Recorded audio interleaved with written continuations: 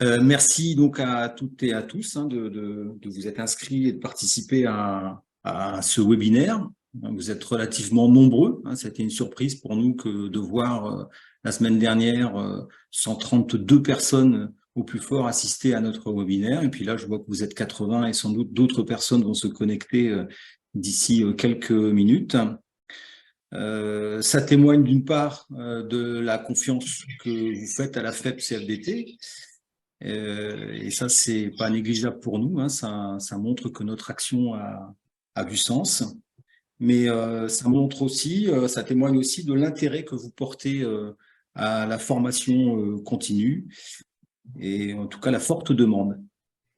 Merci à Dominique, merci beaucoup à Dominique Galliana donc d'avoir accepté notre invitation et donc cette proposition d'intervenir en tant que spécialiste sur des aspects pédagogiques. Je précise tout de suite que nous n'avons pas la prétention de nous substituer aux organismes de formation. C'est pas du tout notre ambition ce soir, c'est pas notre rôle.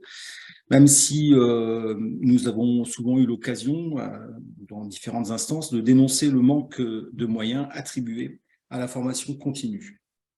En revanche, nous pensons que c'est notre rôle d'accompagner les enseignants, notamment lorsqu'ils subissent, comme vous, subissent, entre guillemets, une succession de réformes avec plus ou moins de cohérence.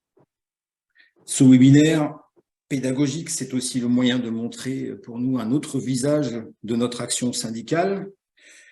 Peut-être qu'on note souvent le côté contestataire des syndicats et on le verra encore cette semaine, jeudi prochain, pour une manifestation à laquelle nous appelons, comme depuis maintenant, je crois que c'est la 11e fois que nous appelons à la mobilisation contre le projet de réforme des retraites.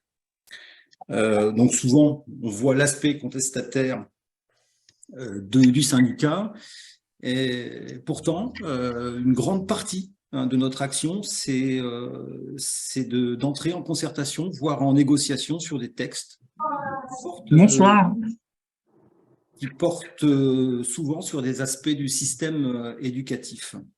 Et notamment donc dans une instance qui s'appelle le CNEA, le Conseil national de l'enseignement agricole, dans lequel d'ailleurs siège Pascal Lamoine, à qui je vais maintenant donner la parole et qui va présenter un peu le cadre de ce webinaire, et notamment donc le cadre de la réforme.